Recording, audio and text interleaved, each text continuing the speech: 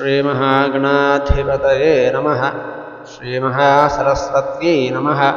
श्रीगुरुभ्यो नमः। हरिः ओम्।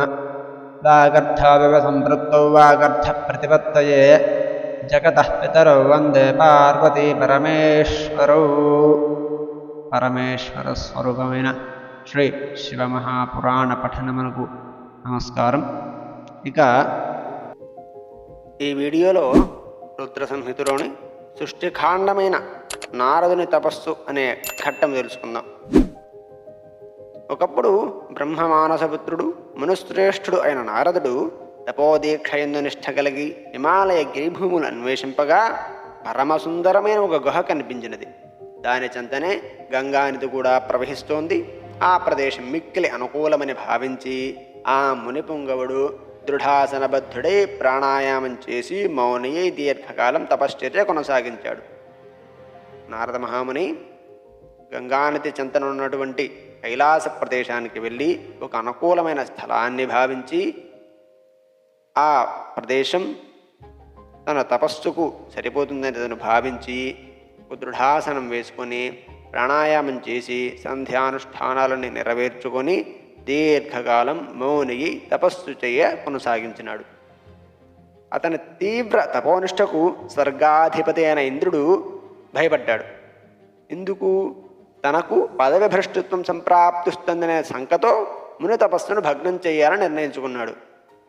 నారదుడు చేస్తున్న తపస్సు వల్ల ఇంద్రుడి యొక్క పదవి పోతుందనే భయంతో నారదుని తపస్సును భగ్నం చేయాలని నిర్ణయించి మన్మధుడిని స్మరించాడు.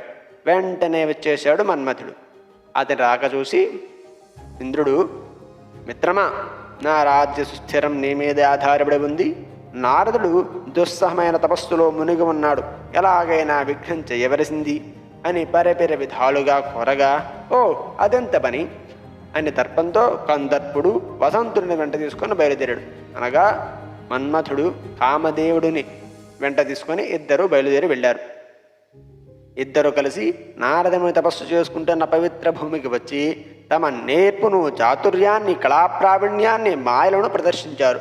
వారు ఎలా ప్రదర్శించారంటే, విరితేనెల కాల్వలతో, రాలిన కుసుమ పురాకపు రాశులతో, నానావిధ పుష్ప పరిబళాలతో, భ్రమరాకుల హీంకారాలతో, శుకపిక శారికాది కళలతో, అనంగమణుల కిలకిలలతో, సలయేరుల గలగలలతో ఆ వనం చతుర్విధ వాద్య సమ్మేళనంతో, నాట్యమేళనంతో మహోత్సాహంగా సాగిపోతున్న అద్భుత నర్తన మండపంలా ఉంది.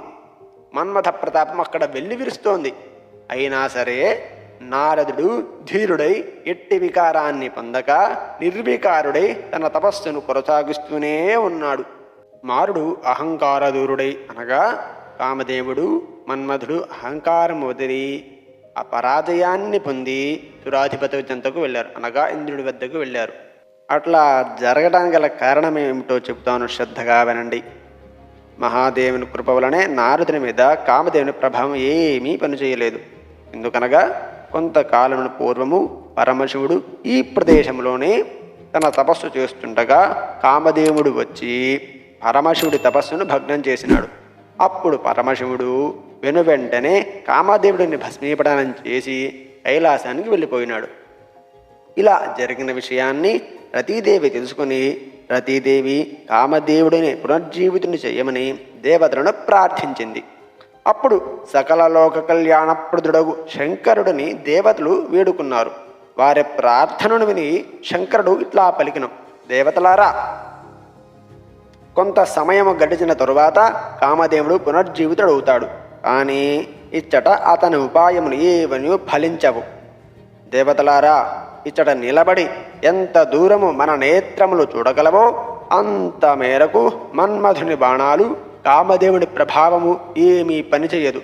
దీనిలో సంశయము లేదు సుమా అని చెప్పిన భగవంతుడు శంకరుని వచనాలకు అనుగుణంగా ఆ సమయమున కామదేవుని ప్రభావము నారదుని మీద పడలేదు. మునులారా, ఆ స్థలంలో మన్మథ ప్రభావం నిరుపయోగం కదా. ఎందుకంటే ఈశ్వరుడు ఉగ్ర తపస్సు చేసి మన్మధుడిని దహించిన స్థలం కదా అది. అందుకని నారదుని మీద కామదేవుని ప్రభావం ఏమీ పడలేదు. అందుచేత వీరిద్దరూ ఇంద్రుని దగ్గరకు వెళ్ళి విన్నవించి ఎవరి ఇండ్లకు వారు వెళ్ళిపోయారు. అమరాధిపతి మాత్రం తన మనస్సులో నారదుని అభినందించినాడు. ఈశ్వరానుగ్రహం చేత నారదుడు మరికొంతకాలం తన తపస్సును కొనసాగించి పూర్ణత్వం లభించిందనే విశ్వాసంతో తపస్సును విరమించాడు. ఆయన శివమాయమోహితుడై ఉన్నాడు. అది తెలుసుకోలేకపోయాడు. ఎందుకంటే ఆ మన్మధుడు కామదేవునిపై విజయం తన ప్రభావమే అని భ్రమించి తన మహిమను శివునికి చెప్పి ప్రశంసలు పొందాలని ఉబలాటంతో వెంటనే కైలాసానికి బయలుదేరాడు. వెళ్ళి రుద్రుడుకు నమస్కరించి తన విజయగాథను ఉత్సాహంతో విన్నవించాడు. దాన్ని విన్న రుద్రుడు విస్మితుడై వివేకాన్ని కోల్పోయిన నారదుడితో, వత్స, ఓ నారద, నీవు ప్రాజ్ఞుడవు, ధన్యుడవు. ఈ విషయాన్ని ఇతరుల వద్ద ఎవ్వరికీ చెప్పకోసమా?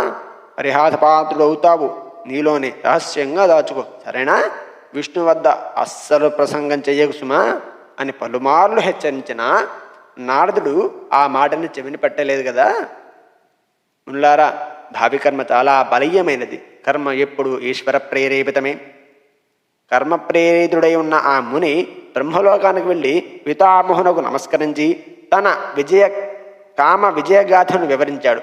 పద్మజుడు ఆ మాటలోనే శంకరుని స్మరించి యథార్థాన్ని గుర్తించి రుద్రుడు చెప్పినట్లే ఆ వృత్తాంతాన్ని ఇతరులు ఎవరి వద్ద బహిరంగంగా చర్చించవద్దని తన కుమారుని కోరాడు. ఆయా ప్రభావితుడైన నారదుడు తన తండ్రి మాటను కూడా చెవిని పెట్టి కమలనాభను దర్శించాడు. నారాయణుడు సర్వము తెలిసినవాడే అయినా నారదుడికి స్వాగత సత్కారాలు చేసి ఈ రాగలోక ఆంతర్యమేమిటి సుమా అని ప్రశ్నించాడు.